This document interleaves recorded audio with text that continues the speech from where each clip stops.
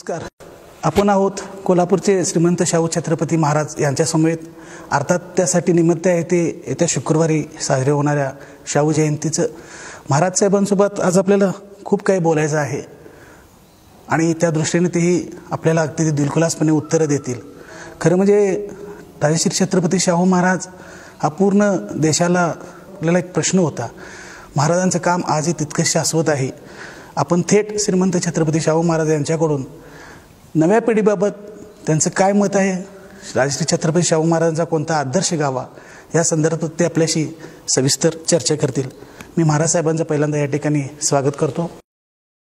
महाराज साहेब, ज्या शाहू महाराजांनी जातीयंतेचा लढा लढण्यासाठी आपली हयात खर्च केली, आज दुर्दैवानं असं होते की नेमकं जातीचाच आधार प्रत्येक वेळी घेतला जातो. त्याप्रती कदाचित मतांचं राजकारण असेल तर हा लढा कधी संपेल असं आपल्याला वाटतं?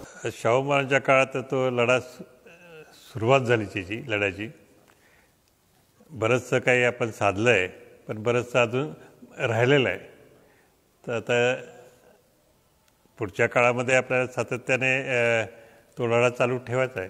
अच्छा, नाही त्यानिमित्तानं काय मेसेज आपण देऊ शकलो? बाबा जातीयंत हे का फार काळ टिकणार नाही आहेत. मतांच्या राजकारणासाठी होऊ शकेल, पण दरी जी जातीत निर्माण होते ते हे की अमुक या जातीचा अमुक तो जाता, आणि महाराजांनी नेमकं हे संपवायचं होतं. त्यांच्या काळात खूप प्रयत्न केले. दुर्दैवानं आजच्या घडीला सुद्धा आज ह्या जातीचा त्या जातीचा आणि ह्या राष्ट्रपुरुषांची विभागणी नेमकी त्या जातीमध्ये संपवायचा त्यांनी प्रयत्न केला, पण ते अजून संपलेलं नाही आहे. आणि निश्चितच जे हजारो वर्षापासून जे चालू राहिलं आहे, ज्या रूढी चालू राहिल्या आहेत त्या एकदम 100 वर्षात सुद्धा पूर्ण मिटवणं कठीण आहे. नाही, राज्यकर्त्यांना आपण काय संदेश दिले, ज्यांची जबाबदारी आहे प्रामुख्याने समाजासमोर जे सातत्याने जात असतात? राज्यकर्त्यांनी तर निश्चितच हे लक्षात घेतलं पाहिजे की हे लवकरात लवकर हा विषय संपुष्टात आणला पाहिजे आणि त्यासाठी खऱ्या अर्थाने मनापासून याचा प्रयत्न केला पाहिजे. तो अजून तसा तेवढा दिसत नाही. हां, पण त्याने नव्या पिढीनं यातून काय प्रेरणा घ्यावी? बाबा खरंच आपल्याला जर पुढे जायचं असेल तर आपण कोणत्याही मी या अमुक एक जातीचा तमुक एक जातीचा असा उल्लेख त्यांनी करू नये, ह्याबद्दल आपल्याला काय वाटतं? उल्लेख तर करूच नाही. सातत्याने उल्लेख करायचा काही प्रश्नच उद्भवत नाही. सामाजिक व्यवस्था तशी घडवल्या गेलेली आहे की ही व्यवस्था सहजासहजी पुसून काढता येत नाही आहे. हो, मग त्यासाठी प्रयत्न तरी करायला हवेत. त्यासाठी सगळे एक समानतेच्या प्रमाणे एक समान परिस्थितीवर आलेले आहेत असंही अजून म्हणता येणार नाही. समानता जर पाहिलं असेल तर अजून आपल्याला शिक्षण इकडं जास्त लक्ष पाहिजे आहे. चांगलं शिक्षण सर्वांना मिळालं पाहिजे आणि तेही त्यातल्या त्यात सगळ्यांना परवडेल अशा खर्चात ते केलं पाहिजे आणि शेवटपर्यंत पोचत गेलं पाहिजे.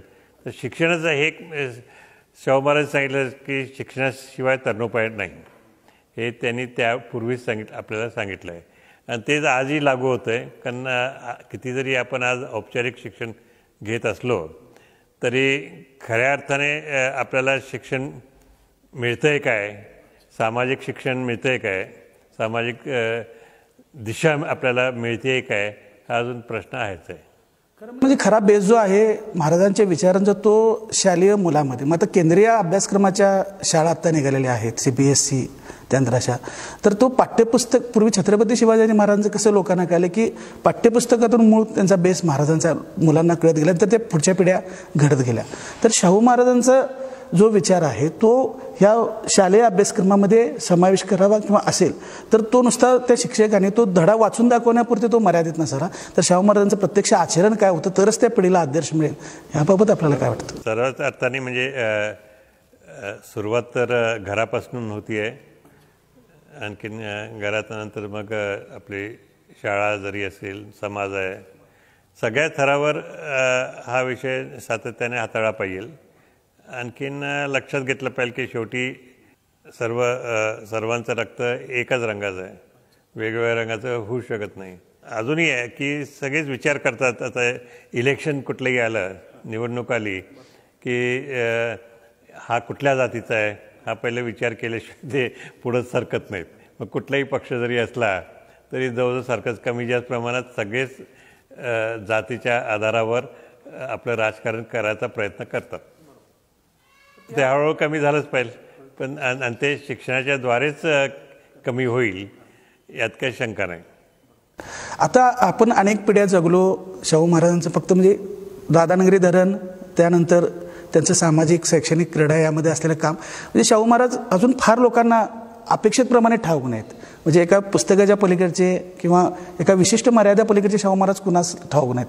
तर नव्या पिढीनं शाहू महाराज जास्तीत जास्त पोचावेत ह्यासाठी काय काय करावं असं, म्हणजे आता तुमचे नवीन काही तंत्रज्ञान आले, त्या तंत्रज्ञानाचा वापर त्यासाठी कसा करता येईल, की एका 4 भिंतीच्या आत शाहू महाराज राहू नयेत हा त्या पाठीमागचा फक्त उद्देश आहे. तर काय शिक्षकांचा त्यात रोल कसा असावा असं आपल्याला वाटतं? नाही, शिक्षकांनाही बरीच मुभा दिली पाहिजे की शाहू महाराजांचे धडे किंवा त्यांचे विचार फक्त वाचून शिकवावे असं काही नाही आहे, पण आचरणात आणले पाहिजे. आणखीन सगळ्या तऱ्हेने पावलापावलावर हा जातीचा विषय मोडून काढला पाहिजे. महाराजसाहेब, आजही राधानगरी डॅम हा पूर्ण महाराष्ट्र देशासाठी आदर्श असा प्रकल्प आहे की त्याला बिलकुल गळती नाही. आणि ह्या त्यावेळी शाहू महाराजांनी स्वप्न पाहिलं, त्यानंतर अपार कष्ट करून अडचण आल्या तरी त्यांनी प्रोजेक्ट उभा केला. आजच्या घडीला शाहू महाराजांच्या नावाने प्रोजेक्टची घोषणा होते, शाहू मिलमधलं स्मारक असेल ते असेल, तर या फक्त लोकप्रिय घोषणा आहेत आणि राजकारणापुरत्या होत्यात. तर शाहू महाराजांचा वापर अशा कारणासाठी करू नये, जर ते खरं स्वप्न जर सत्यात उतरणार असेल तरच करावं असं आपल्याला वाटतं का? कारण एक प्रोजेक्ट अपूर्ण राहिला की शाहू महाराजांच्या नावाने सुरू झाला आणि अपूर्ण राहिला असं त्याचं कायमस्वरूपी ती एक प्रथा पडत जाते. दुसरं नाव म्हणजे दुसरं एकच नाव आहे जिथं आपण नेहमी घेऊ शकतो, हे शककर्ते शिवाजी महाराजांचं. त्याच्यानंतर महाराष्ट्रात आपण शाहू महाराजांचंच नाव घेतो, राजश्री शाहू महाराजांचं. तर हे 2 नावं सगळ्यांना प्रिय आहेत. आणखीन त्यांच्या नावातून स्फूर्ती घेण्याच्या दृष्टिकोनातून हे सगळे नावं देत आहेत. आणि निश्चितच जेव्हा आपण नाव देतो आहे त्याला आणि ती संस्था चांगली चालली पाहिजे हे निश्चित तिकडं लक्ष दिलं पाहिजे. नाही, तेच आता छत्रपती शाहू महाराजांचं अरबी समुद्रातलं स्मारक असेल त्याला स्टे मिळाला, असे ह्या घोषणा होतात, पण ते प्रॉपर आहे का, त्या फ्लेक्झिबल आहेत का हे न बघता हे अशा प्रकारच्या घोषणा होतात.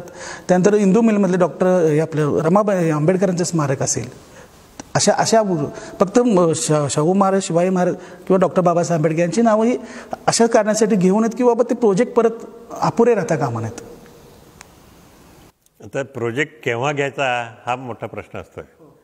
जेव्हा देशामध्ये लोकांमध्ये चांगली समृद्धी आहे, त्यांची अर्थव्यवस्था सगळी चांगली आहे, तेव्हा असले प्रोजेक्ट तुम्ही हाती घेऊ शकताय, त्याला काही हरकत नाही, एखादं जर शक्य असेल तर त्यावेळेस.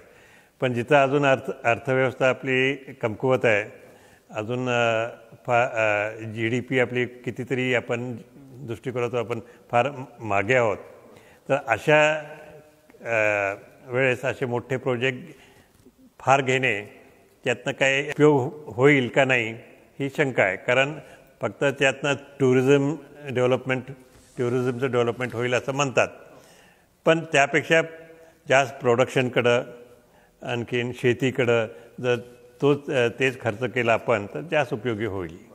ह्या देशामध्ये महाराजसाहेब राजे अनेक झाले, पण छत्रपती 2 झाले. एक छत्रपती शिवाजी महाराज, दुसरे आपले रायश्री छत्रपती शाहू महाराज. त्यांनी सर्वसामान्यांसाठी आपला खजिना कायमस्वरूपी खुला केला. कधीही त्यांनी आपलं प्रोटोकॉल प्रसंगी बाजूला ठेवून ते सामान्य माणसांच्यात मिसळत राहिले. त्यानंतर जो हा पुढचा काळ निघून गेला, तर ह्यामध्ये थोडं सामान्य माणूस आणि पॅलेस ह्यामध्ये अंतर पडलं असं आपल्याला वाटतं का? काळाप्रमाणे आणखीन व्यक्तिप्रमाणे थोडाफार फरक नेहमी पडणारच. सगळेच सारखे राहू शकत नाहीत, सगळे शककर्ते होऊ शकत नाहीत, सगळेच राजश्री होऊ शकत नाहीत. आता महापूर, कोरोनासारख्या संकट काळात आपण कोल्हापूर नव्हे तर संपूर्ण भारत देश आणि सगळं जग याला सामोरं जातो आहे. तर त्या काळी ते शाहू महाराजांनी प्लेगच्या निवारणासाठी काम केलं होतं आणि आज पुन्हा ठीक आहे त्याचं स्वरूप वेगळं आहे, त्यावेळी प्लेग आहे आणि आता फक्त कोरोनाला आहे. तर ह्या परिस्थिती भविष्यात सुद्धा येत जातील. तर शाहू महाराजांचा कोणता विचार ह्या प्रशासकीय यंत्रणेने घ्यावा बघा. ह्या अशा महाभयंकर महामारीसारख्या संकटाला सामोरं जाताना काय तयारी असावी किंवा आता ह्यापुढे बजेट तशी तरतूद करावी लागेल भविष्यात. मग ते महापुरासारखं असू ते काही भूकंप किंवा नैसर्गिक आपत्ती किंवा ह्या अचानक येणारं असं कोरोनासारखं संकट. तर मागच्या वर्षी जो महापूर येऊन गेला तो असं म्हणतात की 100 वर्षात तेवढा मोठा महापूर आलेला नव्हता. तसंच ही महामारी जी कोरोनाची महामारी आता जी आपल्यापुढे संपूर्ण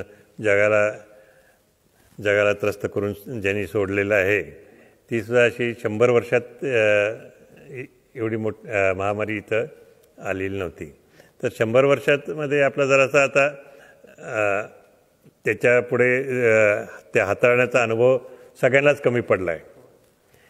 आणि निश्चितच 100 वर्षापूर्वी जे त्या संदर्भात कायदे केले होते किंवा ज्या तऱ्हेने तो हाताळला गेला तीच परिस्थिती आज काही नाही आहे.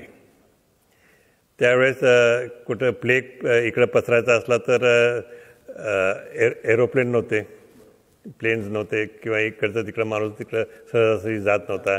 आता सहजासहजी जातो तर पसरायला चान्सेस उलट जास्त वाढले आणि ते कंट्रोल झाले नाहीत सुरुवातीला.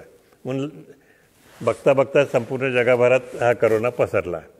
तर आता परिस्थितीच आता बदललेली आहे आणि निश्चितच आरोग्याकडे जास्त लक्ष देणं गरजेचं आहे. हेल्थ डिपार्टमेंटचं बजेट किती आहे हे आता मला माहीत नाही, पण टक्केवारी जर पाहिलं तर त्याला मोठी प्रायोरिटी मिळाली आहे असं दिसत नाही. आता कदाचित आता लक्षात आलं असेल की हेल्थ हे सर्वात मोठी प्रायोरिटी आहे. हेल्थ आणि एज्युकेशन म्हणजे शिक्षण या दोन्हीकडं सातत्याने शासनाचं लक्ष सगळ्या केंद्रीय असो किंवा आपलं राज्य शासन असो किंवा महानगरपालिका असो किंवा जिल्हा परिषद असो सगळ्यांचंच लक्ष जरा दुसरीकडे असते, राजकारणाकडे जास्त असते आणि जे मूलभूत प्रश्न आहेत तिकडे कमी असते. त्यात फरक पडण्याची गरज आहे, आता पडेल. तेच शाहू महाराजांनी त्या काळात ह्या आपल्या प्रायोरिटीज निश्चित केल्या. मग त्या आरोग्याचं त्यावेळी शिक्षणाचं असेल, आरोग्याचं असेल तर त्यांनी प्रायोरिटीचा मेसेज त्याच वेळी दिला होता आणि आज पुन्हाच ती एकदा वेळ आपल्याला येऊन टेपलेली आहे. हा मध्यंतरी हे विषय प्रायोरिटी राहिलेले नाहीत आणि त्यांची प्रायोरिटीमध्ये ते खाली घसरले हे निश्चितच आहे. टक्केवारी आपण जर त्या काळातली पाहिली आणि आत्ता पाहिली तर निश्चित आपल्याला त्याच्यावरनं ते दिसून येईल. तर निश्चित आता ह्या पुढं या जगात आता जसे करोनासारखे प्रश्न आहेत तर त्याकडे हेल्थ डिपार्टमेंट म्हणजे वरपासून खालपर्यंत सगळीकडं जगातच पूर्ण त्यांना जास्त लक्ष द्यावं लागणार. महाराजसाहेब, सगळं शाहू महाराजांचा दुसरा आवडीचा विषय म्हणजे कुस्ती. आणि आज म्हणा कोल्हापूर हे एकेकाळ कुस्तीची पंढरी मानली जात होती, पण आजच्या घडीला फार चांगली स्थिती नाही आहेत. मुलं याकडे वळत नाहीत तालमीकडे. आणि महाराजांनी ज्या उद्देशाने या तालमींची जुन्या निर्मिती केली तो उद्देश आता कुठेतरी बाजूला पडते. ग्रामीण भागातली पोरं इकडं वळत नाही आहेत. तर आपल्याला काय टिकवायसाठी महाराजांनी पाकिस्तानमधले मल्ल इथं आणले, परजिल्ह्यातले इथं मल्ल आणले का तर मल्लविद्येला प्रोत्साहन मिळून जेणेकरून शारीरिक संपदा त्या व्यक्तीने मिळवली पाहिजे. तो नुसता शारीरिकदृष्ट्या नव्हे तर मानसिकदृष्ट्या तेवढा सक्षम झाला पाहिजे हा हेतू महाराजांचा होता. दूरदृष्टी त्यामागे होती.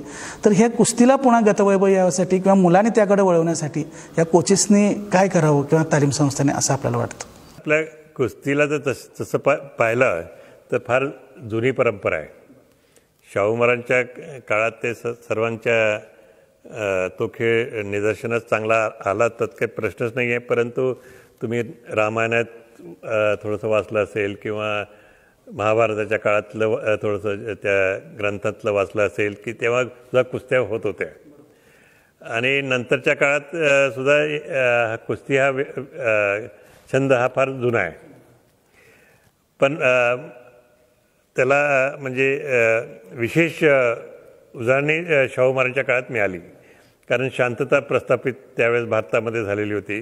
या खेळाकडे लक्ष देता आलं आणि प्रोत्साहन देताना सगळीकडचे मल्ल इथं गामा, इमाम बख्श, गुंगा असे अनेक मोठे मोठे मल्ल त्या काळात इथं आले आणि त्यांचा खेळ त्यांनी इथंही दाखवला आणि शाहू महाराजांनी सुद्धा इथं दाखवून दिलं की इथल्याही मल्लांनी तयारी केली की आपण सुद्धा त्यांच्यापेक्षा काही कमी नाही, हे तसं सिद्ध झालेलंच आहे.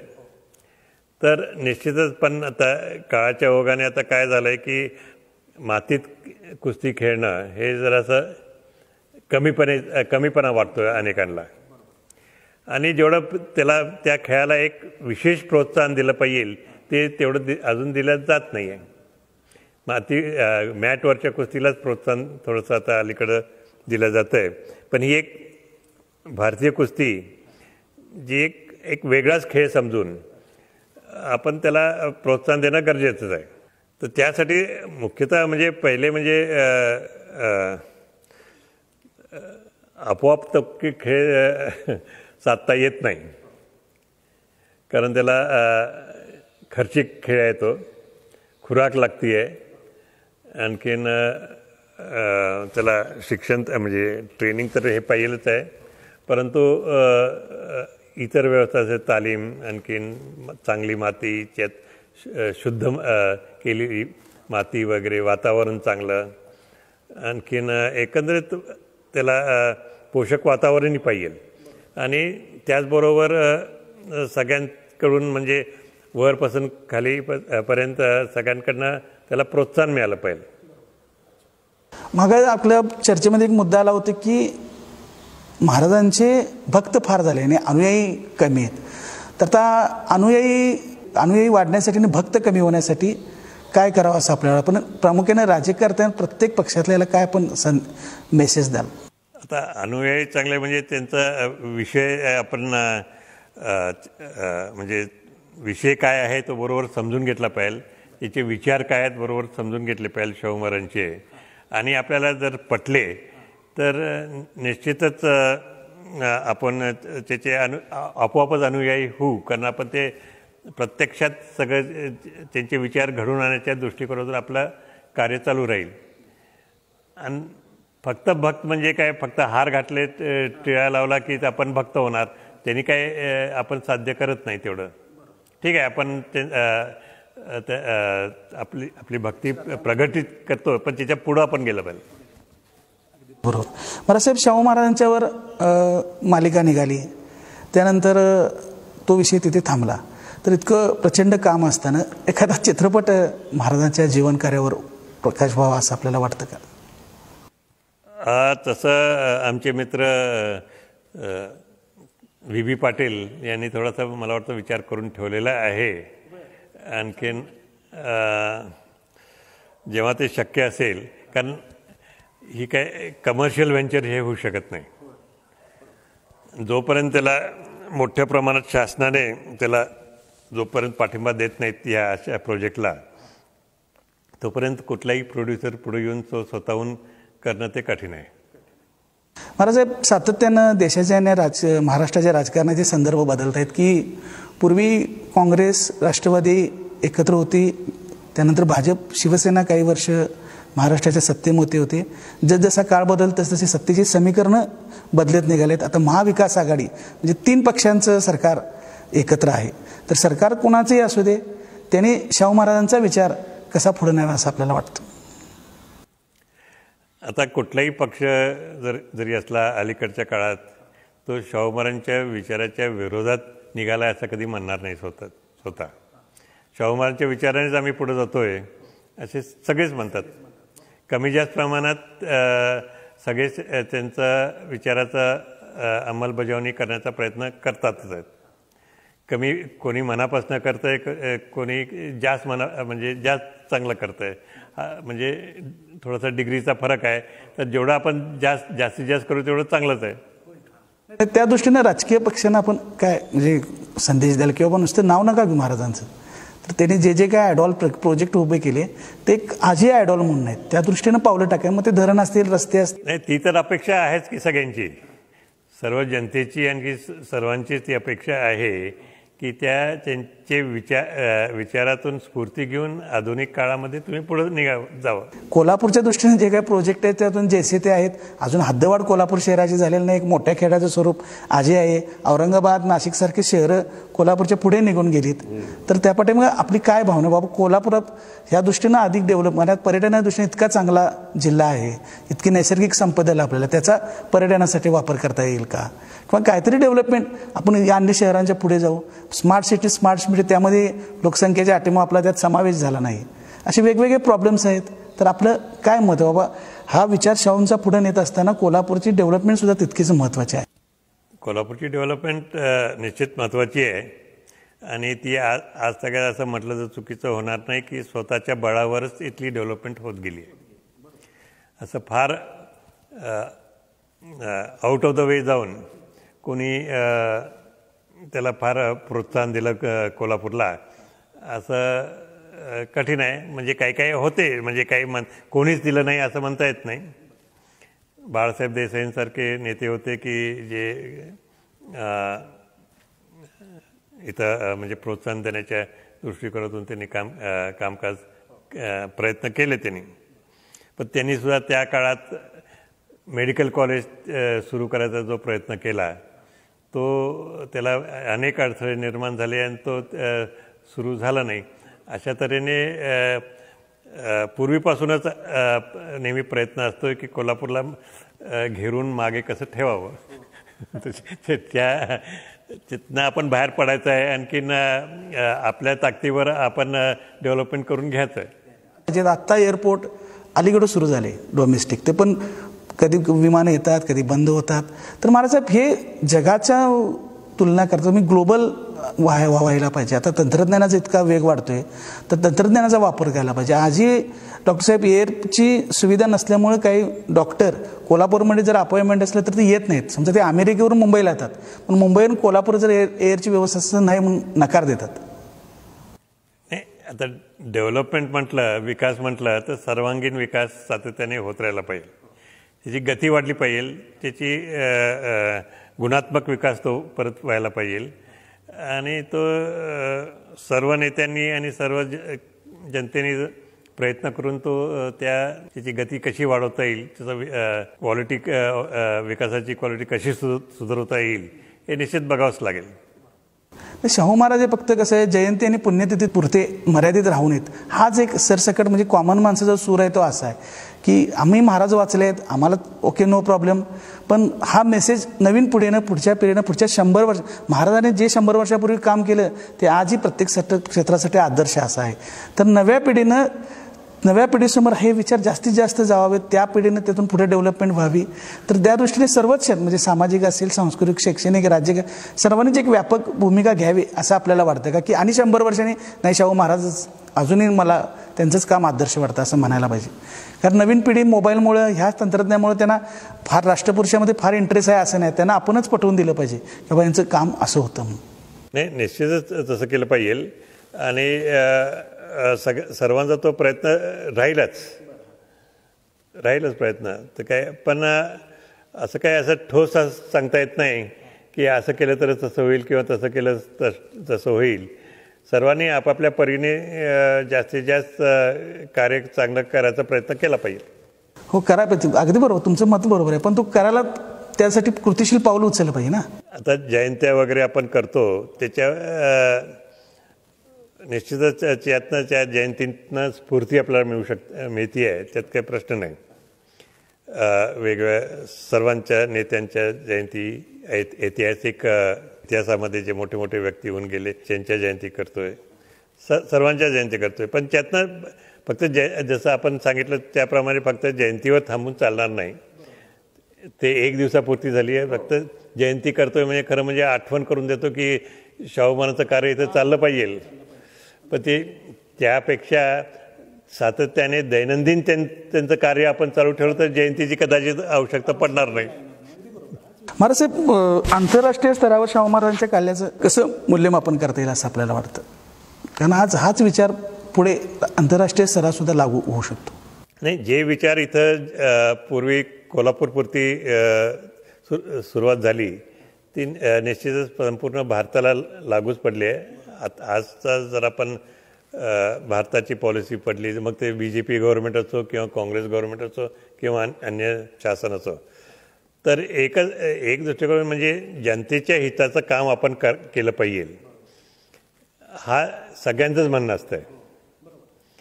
आणि त्या दृष्टीतून काही प्रमाणात ते करतातही. पण त्याच्यामध्ये काही जणांची वाट इकडनं अशी असते, काही जणांची इकडनं असते, काही जणांची मधनं असते. तर ती योग्य वाट पकडून आपण पुढं सगळ्यांनी गेलं पाहिजे. आणखीन खऱ्या अर्थाने त्यांच्या विचाराकडं, कारण त्यांचे विचार म्हणजे काय एकदम निर्माण झाले असंही काही नाही, परिस्थितीच्या प्रमाणे तत्कालीन परिस्थितीच्या प्रमाणे तत्कालीन इतिहासाच्या प्रमाणे ते निर्माण झालेले आहेत. तर निर्माण झालेले म्हणजे सगळ्या फक्त विचाराच्या रूपातच न ठेवता जास्तीत जास्त त्यांचं हे अंमलबजावणी झाली पाहिजे सगळीकडं. शासनाची तर शासन करेलच, पण लोकांनी सुद्धा त्या दृष्टिकोनातून राहायला पाहिजे. राजघराण्यातून राजकारण, तर त्यांनी शाहू महाराजांचा विचार, राजकारण आणि राजघराणं म्हणजे हे दोन वेगळं कुठं आहे कुठं?